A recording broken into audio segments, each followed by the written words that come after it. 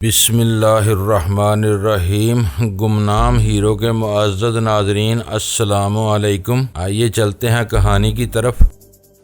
ہم دونوں خاموشی کے ساتھ ایک دوسرے کی طرف دیکھتے رہے۔ سردار پائندہ گل شاید میری آنکھوں میں میرے دل کی کوئی تحریر پڑھنے کی کوشش کر رہا تھا۔ وہ سرد اعصابی جنگ تھی۔ میں سردار کی ساحرانہ آنکھوں میں آنکھیں ڈالے سکون سے بیٹھا رہا۔ وہ بڑی اور چمکدار آنکھیں میرے بدن میں چبھ رہی تھیں، لیکن میں اپنا برم رکھنے کے لیے اس مقابلے پر ڈٹا ہوا تھا۔ اچانک سردار پائندہ گل نے اپنے دونوں ہاتھوں سے اپنی بڑی سی پگڑی سر سے اتار کر میرے قدموں میں ڈال دی اور میں نے بوکھلا کر اپنا پیر پیچھے کھسکا لیا۔ یہ کیا کر رہے ہو سردار؟ یہ کہتے ہوئے میں نے پورے احترام کے ساتھ وہ پگڑی واپس اس کی گود میں ڈال دی۔ سردار پائندہ گل کے کھلے ہوئے سر پر گھنے بال موجود تھے، لیکن اس کی سفید براق داڑھی کے مقابلے میں اس بالوں میں سیاہی کا تناسب زیادہ تھا۔ اس کا سر بھی غیر معمولی طور پر بڑا تھا۔ سردار پائندہ گل کی آنکھوں میں یک ہلکی سی نمی جلملانے لگی اور وہ سر جھکا کر بولا، اب میں تم سے پوچھتا ہوں کہ میرے بھانجے عبدالرحیم خان کو کس نے قتل کیا تھا؟ میں تمہیں پہلے بھی بتا چکا ہوں کہ چھوٹے خان کی پشت پر جنت گل نے گولی چلائی تھی۔ جنت گل کا نام لیتے ہوئے مجھے اپنے پیٹ میں کوئی گولا سا گردش کرتا ہوا محسوس ہونے لگا تھا۔ تم اس واقعے کے چشمدید گواہ ہو۔ اس لڑکی نے چھوٹے خان کو کیوں قتل کیا؟ اس کی نگاہیں میرے چہرے پر مرکوز ہو کر رہ گئی تھیں اور لہجہ اس قدر سرگوشیانہ ہو گیا تھا کہ وہ مجھ سے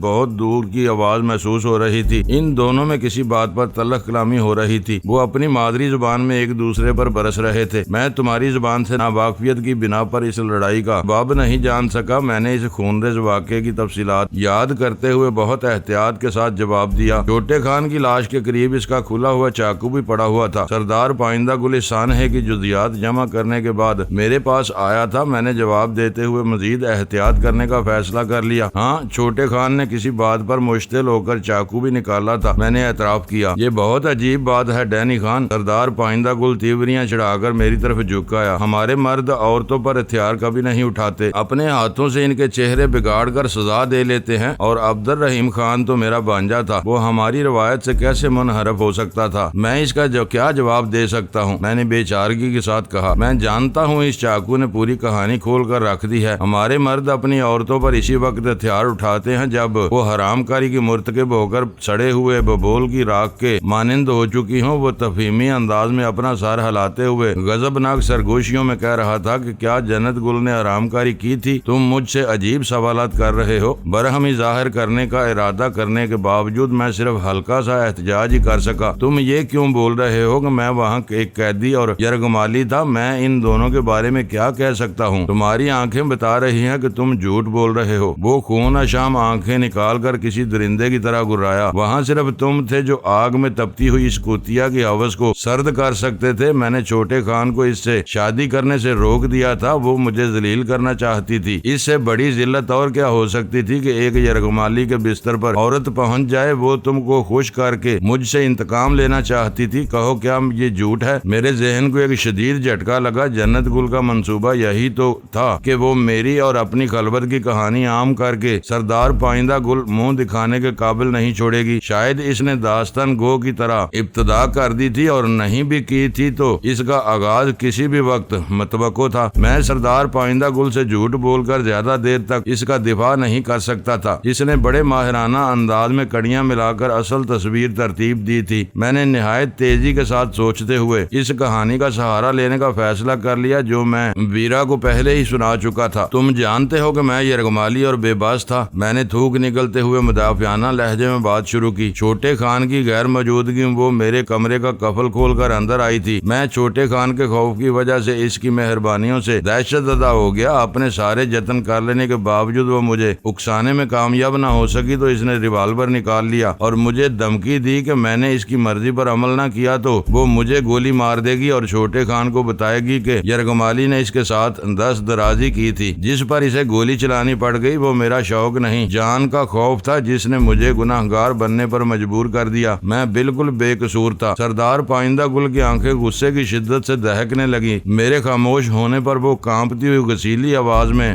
بولا، چاقو نے سب کچھ واضح کر دیا تھا۔ مجھے یقین تھا کہ ایسا ہی کوئی واقعہ ہوا ہوگا اور عبد الرحیم خان کو اس کا علم ہو گیا ہوگا۔ وہ جنت گل کو ذبح کرنا چاہتا تھا، لیکن اس ہرافہ نے اپنے چاقو والے کو خود ہی مار ڈالا۔ بس ایک ہی بات میری سمجھ سے باہر ہے کہ گولی اس کی پشت میں کیوں لگی؟ تم نے ان دونوں میں بیچ بچاؤ کرانے کی کوشش تو نہیں کی تھی؟ میں اس بوڑھے سردار کے قیاس اور تجربے کی داد دیے بغیر نہ رہ سکا۔ تمہاری باتوں سے معلوم ہوتا ہے کہ تم نے سب کچھ اپنی آنکھوں سے دیکھا تھا۔ مجھے تمہاری روایت کا کوئی علم نہیں تھا۔ میں اس بات سے خوف زدہ تھا کہ وہاں ایک قتل ہوتا نظر آ رہا تھا۔ چھوٹے خان کے ہاتھ میں خنجر اور جنت گل کے ہاتھ میں ریوالور تھا۔ میں نے چھوٹے خان سے کچھ کہنا چاہا اور وہ مشتعل ہو کر میری طرف گھوم پڑا۔ جنت گل نے اسی لمحے گولی چلا دی۔ لیکن چھوٹے خان کو اس عورت کی رسیائی کا علم کیسے ہوا؟ اس نے پوچھا۔ مجھے اس کا کوئی علم نہیں۔ چھوٹا خان واپسی پر بہت خوش تھا۔ مجھے آزادی کی خوشخبری سنا کر وہ جنت گل کے پاس چلا گیا۔ تھوڑی دیر بعد میں نے ان کی اونچی اونچی آوازیں سنی۔ میں وہاں پہنچا تو وہ اپنی مادری زبان میں لڑ رہے تھے۔ چھوٹے خان کے ہاتھ میں چاقو تھا۔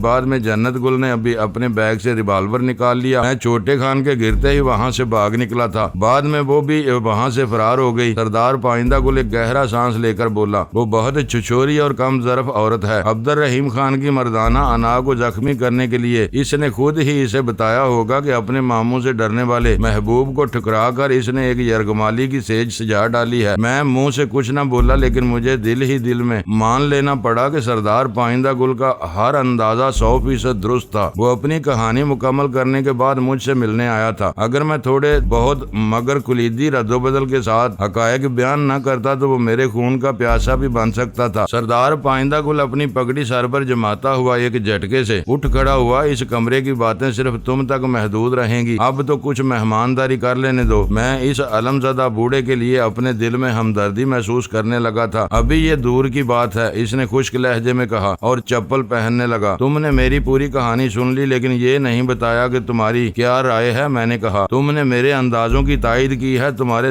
ہر بات دل کو لگنے والی ہے۔ موت کے خوف سے تم نے اس لڑکی کے ایک ایسے جرم میں تعاون کیا جس کا انجام میرے بانجے کے قتل پر ہوا۔ تم بے گناہ ہو۔ میرے آدمی اس بدکار عورت کی تلاش میں، بس دعا کرو کہ وہ اس کہانی کو پھیلانا نہ شروع کر دے۔ میں نے اسے روکنے کی بہت کوشش کی، لیکن وہ ان لوگوں میں سے تھا جو صرف اپنی مرضی منوانا جانتے ہیں، دوسروں کی مرضی پر زیادہ دھیان نہیں دیتے۔ میں نے اس کے ساتھ نیچے جانا چاہا، لیکن اس نے زبردستی مجھے روک دیا اور فلیٹ کے دروازے سے ہی عجلت میں رخصت ہو گیا۔ میں دروازہ بلٹ کر کے پلٹا تو ان تینوں نے مجھے گھیر لیا۔ تخلیے میں ہونے والی گفتگو نے ان سب کو سنسنی خیز ہیجان میں مبتلا کیا ہوا تھا۔ غزالہ پہلے ہی سردار پائندہ گل کی وضاقتہ سے بہت زیادہ متاثر تھی، اس لیے اس کا جوش و خروش سب سے زیادہ تھا۔ البتہ ویرا اس معاملے میں حیرت انگیز طور پر سب سے پیچھے تھی۔ رات کا کھانا صبح کے 4 بجے کھاتے ہوئے میں نے ان لوگوں کو اپنی اور سردار پائندہ گل کی خفیہ گفتگو سناتے ہوئے وہ حصہ حذف کر دیا جس میں میرے اور جنت گل کے مراسم کے بارے میں سردار پائندہ گل کی پرپیچ بات پرس شامل تھی، جس کی وجہ سے سارا مواد پھسپھسا ہو کر رہ گیا تھا۔ میری خاموش ہونے پر ویرا کوئی اعتراض کیے بغیر معنی خیز انداز میں مسکراتی رہی، لیکن غزالہ تقریباً لڑنے والے انداز میں مجھ سے الجھ پڑی۔ ایسا معلوم ہوتا ہے کہ شنگارا ویلی سے آنے والے اس افغان سردار نے یہ سارا ڈرامائی کھیل صرف اس لیے رچایا تھا کہ تم سے عبد الرحیم خان کے قاتل کے بارے میں معلومات حاصل کر سکے، جبکہ یہ بات تو تم اسے فون پر ہی بتا چکے تھے۔ دراصل اسے شبہ تھا کہ میں نے اس کے بانجے کو قتل کر کے اپنی جان بچانے کے لیے جنت گل کا نام لے دیا ہے۔ اس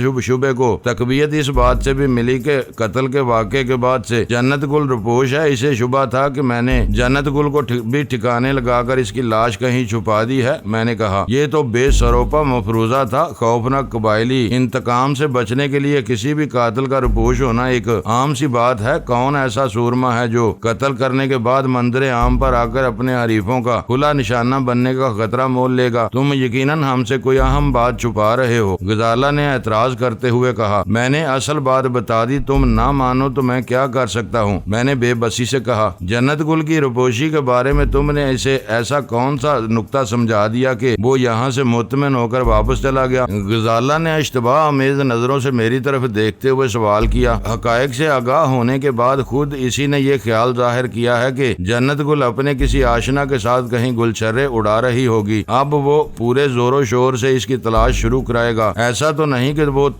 تم ہی کو جنت گل کا آشنا سمجھ رہا ہو؟ ویرا نے میٹھی سی चुटकी ली, ये तुम इससे पूछ सकती थी। मैंने भड़क कर कहा, मैं गैबदान नहीं हूँ जो तुम्हें इसके दिल का हाल बता सकूं। इतना जरूर है कि यहाँ आने से पहले मेरी तरफ से मुतमिन नहीं था। गनीमत ये है कि इसने एक तरफा तौर पर मेरे खिलाफ मुहाज खोलने की बजाय मुझसे बात करने का फैसला कर लिया, वरना हम एक बार फिर इसके आदमियों के खौफो हरास का निशाना बन सकते थे। दूसरे लफ्जों में तुम ये कहना चाह रहे हो कि अब वो तुम्हें बेगुनाही का सर्टिफिकेट देकर गया है? वीरा ने चुभते हुए लहजे में पूछा। और तुम्हें इसके आदमियों की तरफ से कोई खतरा नहीं है? बज़ाहिर तो यही मालूम हो रहा था। वो मेरी वजाहतों से पूरी तरह मुतमिन नजर आ रहा था। बिस्तरों पर जाने तक वो बहस और तकरार जारी रही और मैं इन्हें इसी दायरे में घुमाता रहा जो मैंने सोच समझ कर मुंतखब किया था। लेकिन वीरा की बात जरा मुख्तलिफ थी। मुझे सरदार पाइंदा गुल ने चलते चलते ये बता दिया था कि इस वक्त तक जन्नत गुल ने इसे बदनाम करने की मुहिम का आगाज नहीं किया था, जबकि मुझे इब्तदा से ही ये डर था कि जन्नत गुल की कहानी फैलते फैलते कहीं गजाला के कानों तक न पहुंच जाए। इसलिए मैंने हिफ्ज़े मा तकद्दम के तौर पर वीरा के सामने अपने और जन्नत गुल के मरासिम का एतराफ कर लिया था, ताकि बवक्ते जरूरत मैं इसकी गवाही पेश करके गजाला को मुतमिन कर सकूं। ये और बात थी कि वीरा को इस वाक़े के असल पस मंजर की हवा भी नहीं लग सकी थी। मैंने इन वाक़यात में अपनी जरूरत के मुताबिक ऐसी तब्दीलियां कर ली थी जो मुझे बिल्कुल बेगुनाह करार देती थी। लेकिन वीरा के एतराने के लिए इतना ही काफी था कि वो किसी और लड़की से मेरे मुरासिम के बारे में जान गई थी, इसलिए वो गैर मामूली तौर पर खामोश थी। शायद इसने अंदाजा लगा लिया था कि मेरी और सरदार पाइंदा गुल की मुलाकात में जन्नत गुल का मसला भी आया होगा, जिस पर मैं गजाला के सामने बात नहीं कर सकता था। इस वजह से वो तखलिये की तलाश में थी कि फुर्सत से मुझसे पूछ गिछ कर सके, लेकिन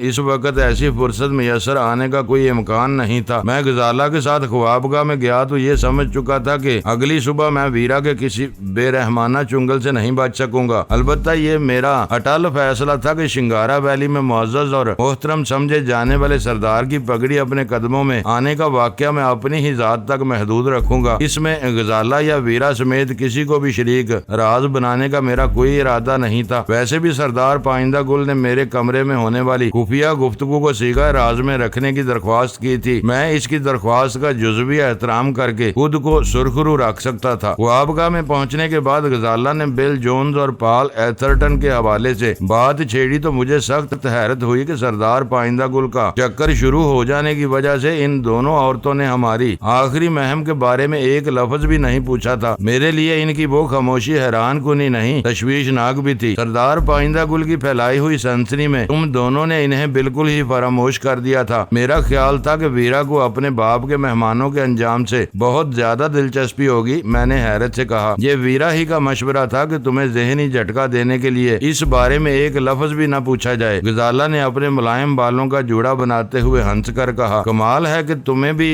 ये बात अब याद आई है। सच बात यह है कि सरदार पाइंदा गुल और इसका मौसर अंदाजे गुफ्तगू अभी तक मेरे दिलो दिमाग पर छाया हुआ है। मुझे दुख है कि इस जैसा शानदार और बावकार आदमी भी हीरोइन की चक्की में पिस रहा है। यही बात मैंने कही थी तो तुम मुझ पर नाराज होने लगे थे। इसने तीखी चुतौन के साथ शिकवा किया। मैंने हाथ थाम कर इसे अपने करीब बिठा लिया और नरमी से कहा, बिल और पाल से निबटने में हमें काफी दुश्वारियों का सामना करना पड़ा। वहाँ से आते ही सरदार पाइंदा गुल की मौजूदगी की खबर मिली तो मेरी खोपड़ी घूम कर रह गई थी। इसकी आमद का इम्कान मेरे वहमो गुमान में भी नहीं था। बस इसी जोंक में तुम पर बरस पड़ा था। अब मैं अपनी खुशी और गुस्से का इजहार तुम पर नहीं तो किस पर करूंगा? तुम्हें इन बातों को एक कान से सुनकर दूसरे से उड़ा देना चाहिए। चलो उड़ा दिया। वो अपने दाहिने कान के करीब हाथ लहरा कर बोली और फिर खिलखिलाकर हंस पड़ी। तुम्हें अब भी बिल जोन्स और इसके साथी के बारे में कोई तजस्सुस नहीं है? मैंने थोड़ी देर की छेड़छाड़ के बाद इससे पूछा और इसने शोक नजरों के साथ अपना सर नफी में हिला दिया। कमाल है, तुम्हारी जात में इतना बड़ा इनकलाब। तुम तो हर बात के रूनमा होने से पहले इसके बारे में जानने के लिए बेचैन रहती हो। मैंने गौर से इसकी शरारत अमेज निगाहों में देखते हुए कहा, बाज औकात तुम इस बुढ़िया की तरह सादा लो होकर रह जाते हो जो अपने गांव वालों के मजाक से तंग आकर अपने मुर्गे समेत वहां से हिजरत कर गई थी और कह गई थी कि अब देखती हूँ कि तुम्हारी सुबह कैसी होती है। ये क्या बात हुई? गजाला की वो बात वाकई मेरे पल्ले नहीं पड़ सकी थी। बुढ़िया का ख्याल था कि इसके मुर्गे की बांग देने से गांव में सुबह तलू होती है। मुर्गा नहीं होगा तो गांव में सुबह ही नहीं हो सकेगी। अब आई बात तुम्हारी समझ में। मैं खुद को बुढ़िया समझता हूँ, ना इसका मुर्गा। तुम्हारी ये मिसाल कुछ गलत हो गई। तुम ये क्यों बोल रहे हो कि इस महम में सुल्तान शाह भी तुम्हारा ہمارا شریک تھا جب تم نے اسے باہر بھیج کر ڈرائنگ روم کا دروازہ بند کر لیا اور ہم کوشش کے باوجود اندر سے سرگوشیوں کی آواز بھی نہیں سن سکے تو ویرا سلطان شاہ کو لے بیٹھی۔ اس نے ہمیں اس مہم کے بارے میں ایک ایک بات بتا دی تھی۔ تمہاری مثال واقعی ٹھیک تھی۔ میں بے اختیار ہنس پڑا اور وہ بھی میری ہنسی میں شریک ہو گئی۔ پتہ نہیں وہ ذہنی دباؤ کی شدت تھی یا جسمانی تھکان کی زیادتی کہ میں صبح ہونے تک گہری نیند نہیں سو سکا۔ سارا وقت غنودگی یا بیداری کی کیفیت میں گزر گیا۔ ذرا سی آنکھیں بند ہوتی تھیں تو سردار پائندہ گل کی کہی ہوئی عجیب و غریب باتیں مجسم ہو کر سامنے آنے لگتی تھیں۔ چھوٹے خان کی میت پر اپنے بال بکھیرے گریا حکنا عورتیں سڑے ہوئے ببول کی راکھ سے ہولی کھیلتے ہوئے شیطانی ہیولے سردار پائندہ گل کے قدموں کی خاک اپنے سروں میں ڈالتے ہوئے مرد و زن زاروں قطار روتے ہوئے پہاڑ گنجے سروں اور برہنہ چھاتیوں والی شرمسار عورتیں اور نہ جانے کیا کیا میرے تصور میں چکراتا رہا اور ان کا زور بندتے ہی میری آنکھ کھل جاتی۔ آخر کار اجالا پھیلتے ہی میں نے بستر چھوڑ دیا۔ غزالہ بے پروانہ انداز میں گہری نیند سو رہی تھی۔ نیند کی بے حجابی نے اس کے پیکر کو اس قدر دلربا اور کشش انگیز بنا دیا تھا کہ اسے بے اختیار باہوں میں سمیٹ لینے کو دل چاہنے لگا۔ اس سے قبل کہ میں بے لگام اور منہ زور جذبوں سے بے بس ہو کر اس کی نیند میں خلل انداز ہوتا، میں اپنی خوابگاہ سے باہر نکل گیا۔ میں نے اپنی ڈار سے بچھڑے ہوئے کسی بے چین پرندے کی طرح پورے گھر کا طواف کیا تو ہر طرف نیند کی دیوی اپنے ڈیرے ڈالے نظر آئی۔ ویرا اپنے بستر پر زہد شکن انداز میں بڑی بے خبر سو رہی تھی۔ سلطان شاہ ڈرائنگ روم میں صوفے کی گدیوں میں الجھا بے سود پڑا ہوا تھا۔ میں سیدھا باتھ روم میں گھس گیا۔ نیم گرم پانی کی تیز دھاروں میں دیر تک نہانے کے بعد میری تھکان اور بے خوابی کی کسل مندی بالکل بہ گئی۔ آخر میں نے ٹھنڈے پانی کی دھاریں بہائیں تو مجھے یوں محسوس ہوا جیسے میرے جسم کا ایک ایک مسام کھل گیا ہو۔ طویل غسل سے فارغ ہو کر میں کچن میں جا گھسا جہاں خورد و نوش کا وافر سامان موجود تھا۔ میں اپنے لیے ناشتے کی تیاری میں مصروف تھا کہ ہلکی سی ڈور بیل بجی۔ میں نے کچن سے نکل کر دروازہ کھولا تو باہر اول خان موجود تھا اور اس کے چہرے پر ہوائیاں اڑ رہی تھی۔ میں نے نرمی سے اس کا ہاتھ تھام کر اسے اندر کھینچ لیا۔ خیریت تو ہے؟ بہت پریشان اور بادحواس نظر آ رہے ہو، میں نے سادگی سے پوچھا۔ وہ دونوں لاپتہ ہو گئے۔ وہ رات کو اپنے 2 مہمانوں کے ساتھ گئے تھے۔ اس کے بعد سے ان کا کوئی سراغ نہیں مل سکا۔ میں رات کے 3 بجے سے اسی چکر میں پھنسا ہوا ہوں۔ وہ گہری سانس لے کر بولا۔ صبح ہی صبح یہاں تک دوڑ لگانے کی کیا ضرورت تھی؟ فون پر ہی بات کر لی ہوتی۔ بس بخلاہٹ میں خود ہی دوڑا چلا آیا۔ ان کے غائب ہونے سے میری پوزیشن مخدوش ہو گئی ہے کیونکہ آئی بی والوں نے یہ سراغ لگا لیا ہے کہ غیر ملکیوں کے تعاقب میں نکارا ہونے والی گاڑی میری ہی تھی۔ کچھ نہیں ہوتا، میں نے اس کی بات کاٹ دی۔ وہ دونوں مارے جا چکے ہیں۔ تھوڑی دیر بعد میں خود فون کر کے تمہیں خوشخبری سنانے والا تھا کہ بل جونز اور پال ایتھرٹن اب اس دنیا میں نہیں ہیں۔ مارے گئے؟ اس نے بے اعتباری سے دہرایا۔ یہ تم کیسے کہہ سکتے ہو؟ اس لیے کہ ان دونوں کو میں نے اپنے ہاتھوں سے گولیاں ماری تھی، میں نے فخریہ لہجے میں کہا۔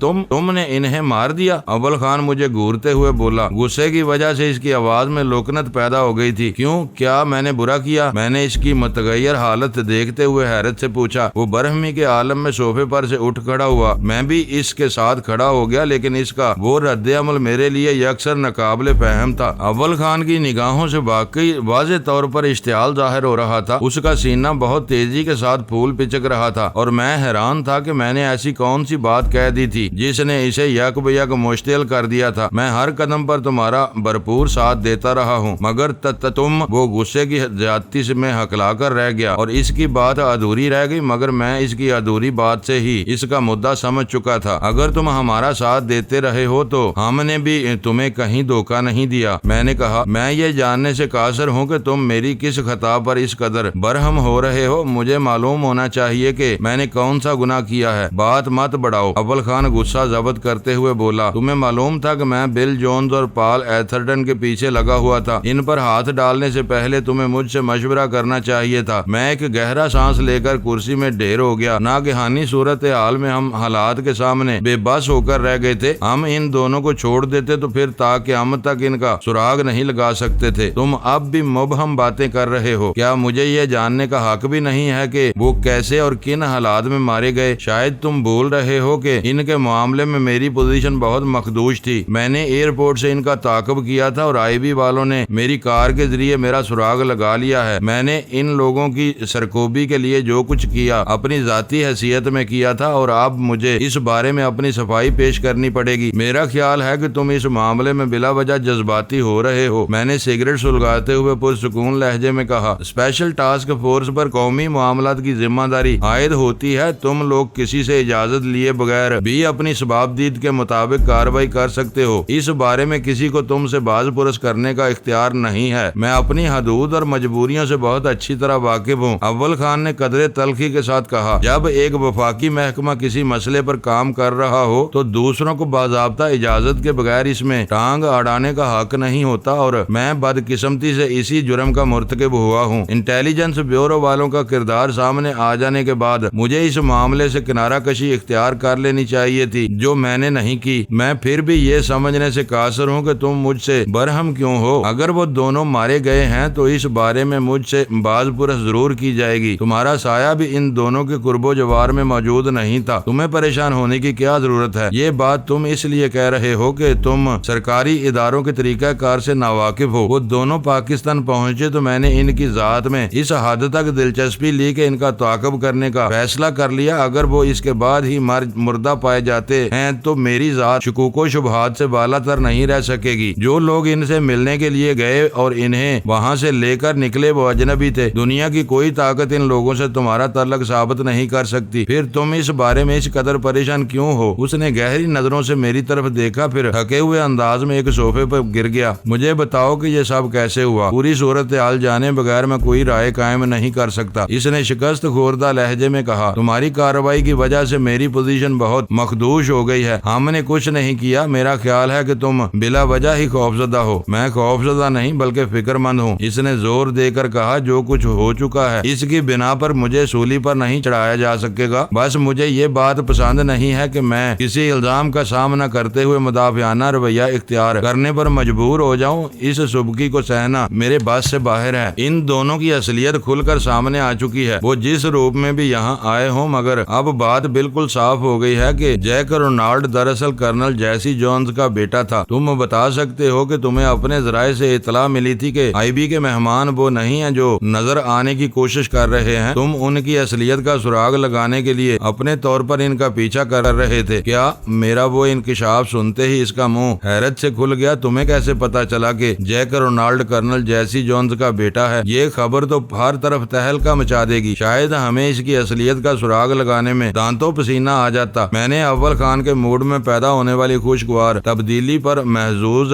ہوتے ہوئے کہا، یہ اطلاع جمی لائٹ سے ملی تھی۔ جمی لائٹ سے؟ اول خان پر حیرت کا دوسرا حملہ ہوا۔ لیکن اس وقت تو تم نے مجھ سے اس بات کا کوئی ذکر نہیں کیا تھا۔ کیا اس سے دوبارہ بھی تمہاری بات ہوئی تھی؟ یہ بات اس نے مجھے نہیں ویرا کو بتائی تھی۔ اس کا اصل نام جیک رونالڈ نہیں بلکہ بل جونز تھا۔ ہو سکتا ہے کہ وہ ڈلاس کی اسلحہ ساز فیکٹری میں نام بدل کر نوکری کر رہا ہو۔ اس کا مطلب یہ ہوا کہ میں کل بلا وجہ ہی جاک مارتا رہا۔ میں نے ان کے بارے میں معلومات جمع کرنے میں کافی محنت کی تھی، اور تم بتا رہے ہو کہ ان قوائف کا حقیقت سے دور کا بھی واسطہ نہیں تھا۔ میں نے یہ نہیں کہا کہ تمہاری معلوم کی ہوئی بہت سی باتیں بالکل درست تھی، میں نے ہنس کر کہا۔ وہ واقعی ڈلاس کی اسلحہ ساز فیکٹری میں کام کرتا تھا۔ اس کے ساتھی کا نام پال ایتھرٹن ہی تھا۔ معلوم ہوتا ہے اس کی اصلیت سے واقف ہوتے ہی تم نے اس کی طرف دوڑ لگا دی تھی۔ میں اسے قتل کرنے کے ارادے سے نہیں گیا تھا۔ پال ایتھرٹن ایئرپورٹ پر مجھ سے ہم کلام ہو چکا تھا۔ اس نے مجھے البرٹو ویلیسا کا آدمی سمجھ کر بات کی تھی، اور میں اسی حیثیت میں ان دونوں کے عزائم کا اندازہ لگانے کے لیے ریسٹ ہاؤس کی طرف گیا۔ بس وہاں صورتحال بدلتی چلی گئی۔ مجھے تفصیل سے پورے واقعات بتاؤ تاکہ میں بھی کچھ سوچ سمجھ سکوں۔ میں نے ریسٹ ہاؤس سے آخر تک کے واقعات منو ان دہرا دیے۔ ان دونوں کے بھیانک منصوبے کے بارے میں سن کر اول خان ششدر رہ گیا۔ پرندوں کے ذریعے کسی نشانے کو تباہ کرنے کا وہ منصوبہ بادی النظر میں احمقانہ معلوم ہوتا تھا، لیکن ان لوگوں نے جس دماغ سوزی کے ساتھ اس کی جزیات تیار کی تھیں، اس کی وجہ سے ناکامی کے آثار مفقود نظر آتے تھے۔ شاید تم نے ان کی تیز رفتاری کی وجہ سے ان پر فوراً ہاتھ ڈالنے کا فیصلہ کیا ہوگا۔ میرے خاموش ہونے پر اول خان نے پرتجسس انداز میں پوچھا، اگر وہ مجھے اعتماد میں لے کر اپنے عزائم کے بارے میں کھلی باتیں نہ کرتے تو شاید ان کی رسی دراز ہو سکتی تھی۔ ان کے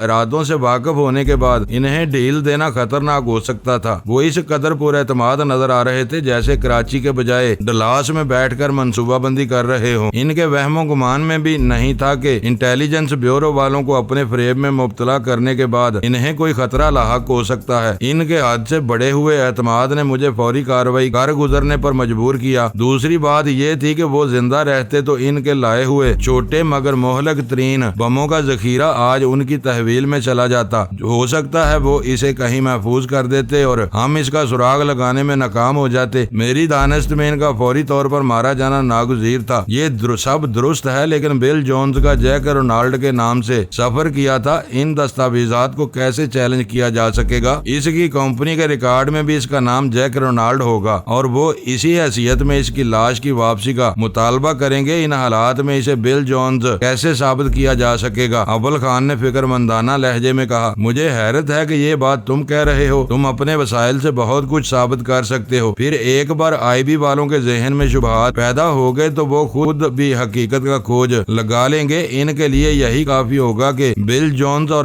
پال ایتھرٹن کے ساتھ آنے والے کریٹوں میں سے جدید ترین اور تباہ کن بم برآمد ہوں۔ جو ہونا تھا وہ ہو گیا، اب اسے لوٹایا نہیں جا سکتا۔ میری چھٹی حص کہہ رہی ہے کہ جب تک دونوں لاشیں پاکستان میں موجود رہیں گی، کرنل جیسی جونز ان کا دعوے دار بننے کی حماقت نہیں کرے گا۔ نہیں، میں نے تیزی کے ساتھ اس کی بات کاٹ دی، اتنی مایوسی کی ضرورت نہیں۔ میں تمہیں یہ بتانا بھول گیا کہ بل جونز کرنل جیسی جونز کی اکلوتی اولاد تھا۔ ہو سکتا ہے کہ بیٹے کی موت کی خبر اسے پاگل کر دے۔ لاشوں کی یہاں سے روانگی میں تاخیر تمہارے لیے سود مند ثابت ہو سکتی ہے۔ کیا یہ درست ہے کہ کرنل جیسی جونز ڈیوڈ اسٹارت نامی یہودی تنظیم کے اما پر یہاں تقریب کاری کے منصوبے پر کام کر رہا ہے؟ اول خان نے پوچھا۔ بل جونز نے یہ اعتراف کر لیا تھا۔ ان لوگوں سے نیو یارک کے راس المیڈا نامی ایک یہودی نے معاملہ طے کیے تھے۔ وہ خود بہت سرگرم ڈیوڈ اسٹار ہے، اور دلچسپ بات یہ ہے کہ بل جونز بھی یہودی تھا۔ تھوڑی سی محنت کی جائے تو راس المیڈا کا سراغ لگانا زیادہ مشکل ثابت نہیں ہوگا۔ اول خان نے جیبی ڈائری میں راس المیڈا کا نام نوٹ کرتے ہوئے کہا، یہ بظاہر چھوٹی چھوٹی باتیں ہیں، لیکن ان سے مجھے بہت مدد ملے گی۔ میرے ذہن پر سوار بوجھ اب بہت ہلکا ہو گیا ہے۔ اول خان اس وقت اپنی ہی الجھن میں مبتلا تھا، اس لیے میں نے اس سے کسی دوسرے موضوع پر بات کرنی مناسب نہیں سمجھی، اور وہ مجھ سے ان دونوں کی لاشوں کی جائے وقوع سمجھ لینے کے بعد اجلت کے عالم میں واپس روانہ ہو گیا۔ اس کا خیال تھا کہ جیک رونالڈ کو کرنل جیسی جونز کا بیٹا تسلیم کرنا یا نہ کرنا تو بعد کی بات تھی۔ اس کے غیر متوقع قتل کی خبر انٹیلیجنس والوں کو ہلاک کر رکھ دینے کے لیے کافی تھی۔ اول خان کے جانے کے بعد غزالہ بیدار ہوئی، پھر یکے بعد دیگرے ویرا اور سلطان شاہ بھی اٹھ گئے۔ صبح ہی صبح کون آ گیا تھا؟ سلطان شاہ نے بیدار ہونے پر نیم و آنکھوں سے میری طرف دیکھتے ہوئے پوچھا۔ اس کا مطلب ہے کہ تم اس کے آ جانے پر سوتے ہوئے بن گئے تھے۔ یہ حویلی کا دیوان خانہ نہیں، ایک فلیٹ کا ڈرائنگ روم ہے۔ معزز ناظرین، لائک کریں، شیئر کریں اور کمنٹس باکس میں پاک آرمی زندہ باد، پاکستان پائندہ باد کا نعرہ ضرور درج کر کے اپنے ملک پر فخر کریں اور پاکستان کی بنیادیں مضبوط کرنے میں اپنا کردار ادا کریں۔ ویڈیو دیکھنے کا شکریہ۔ معزز ناظرین، اپنا خیال رکھیے گا اور ہمارے چینل کا بھی۔ ISI پاک آرمی زندہ باد، پاکستان پائندہ باد۔